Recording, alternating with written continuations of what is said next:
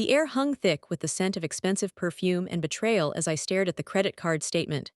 Each swipe, each designer purchase was a fresh wound. They thought they were clever, laughing behind my back while draining my accounts. I felt the burn of tears, but I refused to let them fall.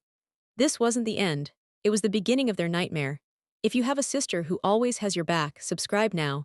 My life with Mark had always seemed like a fairy tale, at least on the surface.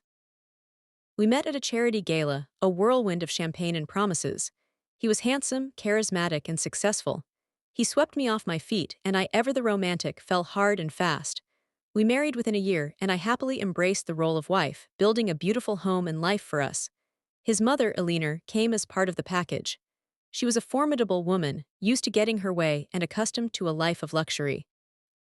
I initially tried to win her over, showering her with gifts and compliments. I even added her as an authorized user on one of my credit cards, a black card with a limit that could fund a small country. It seemed like a small price to pay for family harmony. Stephanie, that's me, always prioritized peace. Mark was her golden child, and I naively believed that by loving him, I would earn her love too. Elinor, however, saw me as an outsider, a threat to her son's legacy. She constantly undermined me, criticizing my choices and subtly reminding me that I would never be good enough for her precious Mark. I tolerated her barbs, chalking it up to motherly protectiveness, but deep down, I knew that her animosity ran deeper. Mark, oblivious to the tension between us or simply unwilling to confront his mother, remained neutral, further isolating me. Our penthouse, a symbol of our success, became a battleground for subtle power plays and passive-aggressive comments. I found myself walking on eggshells, trying to avoid triggering Aliner's wrath. I tried talking to Mark, but he always dismissed my concerns, telling me I was overreacting or misinterpreting his mother's intentions. She just wants what's best for me, he would say, effectively silencing my feelings. The truth was, Mark was a mama's boy, incapable of standing up to Aliner, even when she was clearly in the wrong. Then came the whispers, the rumors that danced on the edges of my social circle. Mark, my charming, devoted husband, was having an affair. I dismissed them at first, clinging to the illusion of our perfect marriage. But the whispers grew louder, more persistent, until they became a deafening roar in my ears. I started noticing changes in Mark's behavior: late nights at the office, unexplained absences, a growing distance between us. He became less attentive, less affectionate, his eyes glazed over whenever I tried to connect with him. The man I loved was slipping away, and I felt helpless to stop it. The final confirmation came in the form of a text message, accidentally left open on Mark's phone. It was from a woman named Chloe, filled with intimate details that shattered my world into a million pieces. The pain was unbearable, a crushing weight on my chest that stole my breath and left me gasping for air. I confronted Mark, and he initially denied it, but when faced with the undeniable evidence, he confessed. He claimed it was a mistake, a moment of weakness, but his eyes betrayed the truth. He was in love with Chloe, and he wanted out of our marriage. As if the betrayal wasn't enough, he had the audacity to blame me, accusing me of being too controlling, too demanding, too wifely. He painted me as the villain in his narrative, justifying his infidelity as a consequence of my shortcomings. He even had the nerve to suggest that we could work things out, as if a simple apology could erase the pain and humiliation he had inflicted upon me. I was broken, shattered, but beneath the surface of my despair, a flicker of rage began to ignite. The day I discovered the full extent of their betrayal, my blood ran cold. I was reviewing the credit card statements, trying to make sense of the financial mess Mark had created, when I saw a series of charges from high-end boutiques and designer shoe stores. The location data pinpointed the purchases to a shopping district miles away, a place I rarely frequented. Curiosity turned to suspicion as I scrolled through the transactions, recognizing the names of stores that catered to a very specific clientele, the kind who wouldn't think twice about dropping thousands on a single handbag. Then I saw it, a charge from Belladonna Shoes, a store famous for its collection of exclusive, limited edition heels. The purchase was substantial, enough to buy several pairs. A wave of nausea washed over me as I realized what was happening. Aliner, my own mother-in-law, was shopping with Mark's mistress, using my credit card to finance their escapades. The image of them laughing and bonding over designer shoes, while I was left to pick up the pieces of my shattered marriage, sent a surge of fury through my veins. The person I trusted most was one of them. The air in the penthouse grew heavy, thick with unspoken accusations and simmering resentment. Sleep became a luxury I could no longer afford. Night after night, I lay awake, replaying the events in my head, each memory a fresh stab wound. The image of Mark and Alina, gleefully spending my money on his mistress, haunted my waking hours and invaded my dreams. I tried to salvage what was left of my marriage, suggesting therapy, date nights, anything to bridge the widening chasm between us. But Mark remained distant, his eyes filled with a mixture of guilt and longing for Chloe. Every attempt to connect with him was met with a wall of indifference, his silence more deafening than any argument. Alina, emboldened by Mark's infidelity, intensified her campaign against me. Her criticisms became more blatant, her insults more cutting. She would openly discuss Chloe in my presence, praising her beauty, her intelligence, her suitability for Mark. The subtle digs escalated into outright attacks, designed to chip away at my self-esteem and drive me further into despair. The penthouse, once a symbol of our love and success, transformed into a prison, its walls closing in on me, suffocating me with their cold indifference. I felt isolated, alone, trapped in a nightmare of betrayal and deceit. My friends, sensing my unhappiness, tried to offer support, but I couldn't bring myself to confide in them.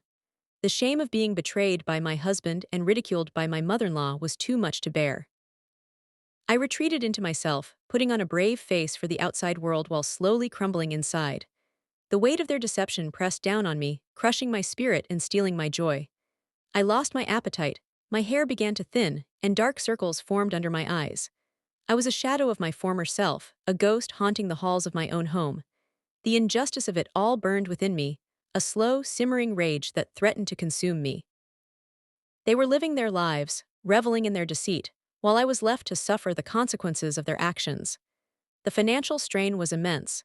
Alina's shopping sprees had depleted my savings, leaving me with a mountain of debt and a growing sense of insecurity. Mark, conveniently, claimed to be too busy to deal with the finances, leaving me to navigate the complexities of our crumbling empire. I consulted with lawyers, exploring my options for divorce, but the process seemed daunting, expensive, and emotionally draining. Mark and Alina, sensing my desperation, used their wealth and power to intimidate me, threatening to drag me through the mud and leave me with nothing. I felt trapped, powerless at their mercy. But even in my darkest moments, a spark of defiance refused to be extinguished. I refused to let them break me completely. I would not become a victim. I would find a way to fight back, to reclaim my life and expose their lies. The plan began to form in the back of my mind, a slow, deliberate strategy fueled by rage and a burning desire for revenge. They had underestimated me, mistaking my kindness for weakness. They would soon learn the true extent of their mistake. I started documenting everything, every transaction, every insult, every lie. I became a meticulous observer, gathering evidence and building my case. I knew that taking them down would be a difficult, potentially dangerous task, but I was prepared to do whatever it took to achieve justice. The day they tried to end me was the day they awakened a sleeping giant. The day they served me the papers, the world tilted on its axis. It wasn't just a divorce, it was a declaration of war. Mark, emboldened by Alina's influence and Chloe's presence, was seeking full custody of everything, the house, the assets, even my beloved dog, Winston. He accused me of being unstable, of neglecting my duties as a wife, of being unfit to manage our shared finances. Alina, with her carefully crafted lies and subtle manipulations, had poisoned everyone against me. My friends, once supportive, now looked at me with pity and suspicion, their loyalty swayed by Mark's carefully constructed narrative. The legal documents were filled with fabricated stories and twisted truths, each accusation a carefully aimed dagger designed to destroy my reputation and strip me of everything I held dear. He wanted to leave me with nothing. I remember staring at the papers, the words blurring through a haze of tears and disbelief. It felt like a physical blow, a punch to the gut that stole my breath and left me reeling. The injustice of it all was overwhelming. I had dedicated my life to Mark, supporting his ambitions, building a home for him, and enduring Alina's constant torment. And now he was repaying my loyalty with betrayal and deceit. He wasn't just ending our marriage, he was trying to erase me from his life, to rewrite history and cast me as the villain in his twisted fairy tale. The lawyer's office felt cold, sterile, a stark contrast to the warmth and love I had once shared with Mark. I sat there numbly, listening to the legal jargon, feeling like a stranger in my own life. The lawyer, a seasoned professional, offered me a sympathetic smile, but his words were empty platitudes that did little to ease the pain. He advised me to fight back, to gather evidence and prepare for a long, arduous legal battle. But I felt drained, defeated, like a wounded animal cornered by its predators. The thought of engaging in a protracted legal battle, of exposing my personal life to public scrutiny, was terrifying. I wanted to escape, to disappear, to find a place where I could lick my wounds and rebuild my shattered life. But I knew that running away wouldn't solve anything. It would only embolden Mark and Alina, allowing them to rewrite the narrative and solidify their victory. I left the lawyer's office in a daze, the legal documents clutched tightly in my hand. The city seemed gray, lifeless, reflecting the emptiness in my heart. I wandered aimlessly through the streets, lost in my thoughts, oblivious to the bustling crowds and the honking cars. I ended up at the park, a place where Mark and I had once spent countless hours, picnicking in the sun and laughing together. Now, it felt like a graveyard of broken memories, each tree and bench a painful reminder of what I had lost. I sat on a bench, staring blankly at the children playing, their carefree laughter a stark contrast to the turmoil raging within me. A wave of despair washed over me, threatening to drown me in its depths. I felt like giving up, like surrendering to the darkness and letting Mark and Alina win. That night, I found myself standing on the balcony of our penthouse, the city lights twinkling below like a scattered constellation. The wind whipped around me, tugging at my hair and clothes as I gazed out at the vast expanse of the city. The height was dizzying, the drop a tempting escape from the pain and humiliation. I imagined myself letting go, surrendering to gravity, finding release from the torment that consumed me. The thought was fleeting, a dark whisper in the back of my mind, but it was enough to send a shiver down my spine. I closed my eyes, fighting back the tears that threatened to spill over. I thought of my family, my friends, the people who loved me and depended on me. I couldn't do that to them. I couldn't let Mark and Alina drive me to such despair. Their victory would be complete if I gave up, if I allowed them to break me completely. A flicker of defiance ignited within me, a spark of resolve that refused to be extinguished. I opened my eyes, the city lights now seeming brighter, more vibrant. The wind still howled, but it no longer felt like a threat. It felt like a challenge, a call to arms. I stepped back from the edge, the darkness receding as a new determination filled my heart. I would not be a victim. I would not let them destroy me. I would fight back, not with anger or hatred, but with intelligence and strategy. I would use their own weapons against them, exposing their lies and reclaiming my life. The plan began to take shape in my mind, a slow, deliberate process of gathering information and building my case. I would document everything, every transaction, every conversation, every act of betrayal. I would become a meticulous observer, uncovering their secrets and weaknesses. I knew it would be a difficult and dangerous task, but I was prepared to do whatever it took to achieve justice. They had mistaken my kindness for weakness. They would soon learn the true extent of their mistake. I went back inside, my heart pounding with a newfound sense of purpose. The penthouse no longer felt like a prison. It felt like a command center, a place where I could plot my revenge and plan my counterattack. I started by researching Mark's business dealings, poring over financial records and legal documents. I discovered a series of suspicious transactions, offshore accounts, and hidden assets that suggested a pattern of fraud and embezzlement. I also uncovered evidence of Alina's involvement, her complicity in Mark's schemes, and her own history of financial impropriety. The more I dug, the more dirt I found, confirming my suspicions and fueling my resolve. I realized that Mark and Alina's arrogance was their greatest weakness. They believed they were untouchable, that their wealth and power would protect them from any consequences. They had underestimated me, assuming that I was too naive, too trusting to see through their lies. But I was smarter than they thought, and I was determined to expose their true nature to the world. I spent weeks gathering evidence, meticulously documenting every detail and building a case that would withstand the scrutiny of the law. I knew that taking them down would be a risky and complicated process, but I was willing to take the chance. I had nothing to lose and everything to gain. My silence had ended, the game had begun. I smiled. I played their game. I acted the part of the heartbroken wife, attending social events with a forced smile, enduring Alina's barbed comments with a polite nod. But beneath the surface, a storm was brewing. I was recording everything. Every conversation, every transaction, every interaction was meticulously documented, creating a digital trail that would eventually expose their deceit. I invested in a state-of-the-art surveillance system, discreetly installing cameras and microphones throughout the penthouse. I even hired a private investigator, a former forensic accountant named Sarah, to delve into Mark's financial dealings. Sarah was a seasoned professional, with a keen eye for detail and a relentless determination to uncover the truth. She quickly uncovered a web of shell corporations, offshore accounts, and fraudulent transactions that painted a clear picture of Mark's illegal activities. I learned he had been systematically embezzling funds from the company for years, using the money to finance his lavish lifestyle and to shower Chloe with gifts. Aliner was complicit, acting as a conduit for the funds and helping to conceal his tracks. The evidence was damning, a smoking gun that would not only destroy Mark's career but could also land him in jail. I also discovered a hidden camera in my bedroom, cleverly disguised as a smoke detector. The realization that Mark had been secretly filming me, invading my privacy in such a vile way, sent a wave of revulsion through me. I contacted the police, providing them with the evidence, but they were hesitant to act without a warrant. Mark's wealth and influence had bought him protection, and they were reluctant to cross him without solid proof. I knew I had to take matters into my own hands. I decided to use the video against him, threatening to release it to the media if he didn't agree to my terms. I wanted full control of the company, all of our assets, and a public apology for his betrayal. I arranged a meeting with Mark at a neutral location, a quiet restaurant in the city. I arrived early, setting up a hidden camera in the room to record our conversation. When Mark arrived, he was smug and dismissive, confident that he had the upper hand. He accused me of being delusional, of trying to blackmail him with fabricated evidence. I simply smiled and showed him the video. His face paled, his eyes widening in shock and disbelief. He knew he was caught. I laid out my demands, my voice calm and unwavering.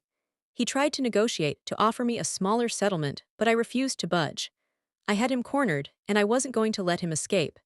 He eventually agreed to my terms, signing the documents that transferred ownership of the company and all of our assets to me.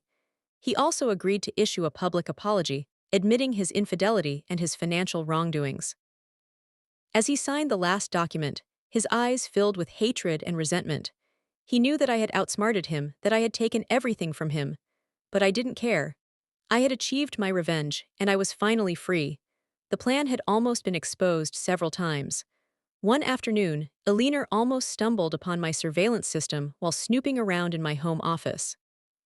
I managed to distract her with a fabricated story about a surprise party I was planning for Mark, diverting her attention just in time. Another time, Mark became suspicious when he noticed me acting strangely, constantly on my phone and whispering in corners.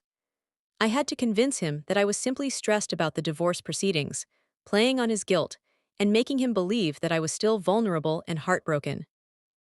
The tension was unbearable, the constant fear of being discovered weighing heavily on me, but I knew that I had to stay strong, to maintain my composure, and to see my plan through to the end. The anticipation of the final strike was almost overwhelming. I spent weeks perfecting my strategy, carefully timing every move, and ensuring that I had all the necessary evidence to expose Mark and Aliner's deceit. I couldn't sleep, my mind racing with possibilities and scenarios. I rehearsed my lines, practiced my expressions, and visualized the moment of triumph. I knew that this was my only chance and I couldn't afford to fail. The day I exposed them, the world would change forever. Their carefully constructed facade would crumble, revealing the ugly truth beneath. The exact day they tried to end me, I exposed the truth. The discovery of Chloe's secret was the final piece of the puzzle, the chink in their armor I needed to launch my final assault. Sarah, my investigator, uncovered it during a routine background check. Chloe wasn't just Mark's mistress. She was also Aliner's younger sister, estranged after a bitter argument over a shared inheritance years ago. The animosity between them ran deep, hidden beneath a veneer of polite civility whenever they were forced to interact. Aliner had been secretly funding Chloe's lavish lifestyle for years, using her as a pawn in some twisted game of family manipulation. Mark was merely a convenient tool, a means to an end for both women. He thought he was in control, but he was just a puppet dancing to their tune. The revelation was shocking, even to me. It explained so much: Aliner's unwavering support of Mark, Chloe's seemingly inexplicable access to wealth, the subtle power dynamics that I had sensed but never fully understood. More importantly, it gave me leverage, a weapon I could use to shatter their alliance and turn them against each other. I knew that exposing their secret would be devastating, not only to Mark, but also to Aliner and Chloe. their carefully constructed facade of wealth and power would crumble, revealing the messy, dysfunctional family drama beneath. I decided to use this information to set a trap, a carefully orchestrated confrontation that would expose their lies and destroy their relationship forever. I invited Mark, Eleanor, and Chloe to a private dinner at the penthouse, claiming that I wanted to discuss a potential settlement in the divorce. I knew they would all come, each with their own agenda, their own hidden motives. The night of the dinner arrived, heavy with anticipation. I transformed the penthouse into a stage, a carefully designed setting for my final performance. The table was set with elegant china and crystal, the lighting was soft and flattering, and the air was filled with the subtle aroma of expensive perfume. I wanted them to feel comfortable, to let their guard down, to believe that they were in control. I greeted them with a warm smile, offering them drinks and making polite conversation. Mark was smug and confident, Eleanor was icy and reserved, and Chloe was nervous and fidgety. I could sense the tension in the air, the unspoken animosity simmering beneath the surface. As we sat down to dinner, I launched my attack. I started by making a toast, thanking them for coming and expressing my hope for a peaceful resolution to our differences. Then I dropped the bomb. I revealed Chloe's true identity, exposing her relationship to Eleanor and outlining the details of their secret financial arrangement. The room fell silent, the only sound the clinking of silverware against china. Mark's face turned ashen, Eleanor's eyes widened in disbelief, and Chloe burst into tears. The carefully constructed facade of civility shattered, replaced by a raw, visceral display of emotion. Accusations flew, insults were hurled, and long-buried secrets were unearthed. Mark turned on Eleanor, accusing her of manipulating him and using him as a pawn in her family feud. Eleanor retaliated, revealing Mark's infidelity and his embezzlement of company funds. Chloe sobbed uncontrollably, begging them to stop, but her pleas were ignored. I sat back and watched the chaos unfold, a sense of satisfaction washing over me. My plan was working perfectly. They were tearing each other apart, destroying their alliance and exposing their lies to the world. As the argument reached its peak, I calmly stood up and announced that I had recorded everything. I revealed the hidden cameras and microphones, explaining that I had been documenting their every move for months. Mark lunged at me, his eyes filled with rage, but I was ready for him. I pressed a button on my phone, activating the security system and summoning the building's security guards. They arrived within seconds, restraining Mark and escorting him out of the penthouse. Eleanor and Chloe were left standing there, stunned and defeated. I offered them a cold smile and told them that their game was over. They had underestimated me, mistaking my kindness for weakness. They would soon learn the true extent of their mistake. The building's security escorted them out too. I locked the door and finally felt the weight of it all lift off my shoulders. Now the final act was about to begin. The following morning, I uploaded the recordings. Edited for clarity, of course, but devastatingly complete. Mark's financial wrongdoings went straight to the Securities and Exchange Commission and the Internal Revenue Service. Eleanor and Chloe's twisted family drama. That landed on every gossip blog and news site imaginable. The video of Mark's hidden camera, that went directly to the police, along with my detailed statement. The world watched as their empire crumbled. Mark was immediately suspended from his position, his reputation in tatters. The SEC launched a full-scale investigation, freezing his assets and threatening him with prison time. Eleanor's social standing evaporated overnight. She was ostracized by her friends, her name synonymous with scandal and betrayal. Chloe, once a darling of the social scene, became a pariah, her past exposed for all to see. They lost everything, their wealth, their power, their reputations, even each other. I watched it all unfold from the sanctuary of my penthouse, a sense of quiet satisfaction washing over me. The news reports showed Mark being escorted from his office, his face a mask of fury and humiliation. Eleanor's tearful denial on live television, Chloe's desperate attempts to salvage her reputation. The images were seared into my memory, a constant reminder of the justice I had achieved. I received a call from Mark a few days later. His voice was hoarse, filled with desperation and regret. He begged me to stop, to call off the investigation, to give him a second chance. I simply hung up the phone. There was nothing left to say. The police finally had enough evidence and a warrant to arrest Mark. I pressed charges. His attempts to silence me had failed. Mark faced years behind bars, stripped of his fortune and his freedom. Eleanor attempted to rebuild her life, to distance herself from the scandal, but the damage was done. Her name was forever linked to Mark's crimes, her reputation permanently tarnished. Chloe disappeared from the public eye, retreating into obscurity, her dreams of wealth and fame shattered. The legal battles stretched on for months, but the outcome was never in doubt. The evidence was overwhelming, the case airtight. Mark was found guilty on all charges and sentenced to the maximum penalty. Eleanor was implicated in his crimes, facing charges of conspiracy and obstruction of justice. She eventually pleaded guilty to a lesser charge, avoiding prison time but paying a hefty fine.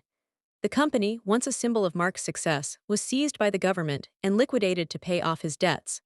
The penthouse, our former home, was sold at auction. Everything they had built, everything they had schemed for was gone. I used my settlement to start a foundation, dedicated to helping women who had been victims of abuse and betrayal. I wanted to use my experience to empower others, to give them the resources and support they needed to rebuild their lives. I found a sense of purpose in my work, a way to turn my pain into something positive. I walked through the city streets, the wind whipping through my hair. It no longer felt like a threat. It felt like freedom. I saw my reflection in a store window. A ghost was once there, but now there was a strength that shone through. It was me, the new me. I rebuilt my life brick by painful brick. It wasn't easy, but it was worth it. I smiled. It wasn't a forced smile, it was real. They lost everything, I just smiled. Revenge isn't sweet, it's necessary. Would you have done the same? Let me know in the comments. Subscribe for more justice.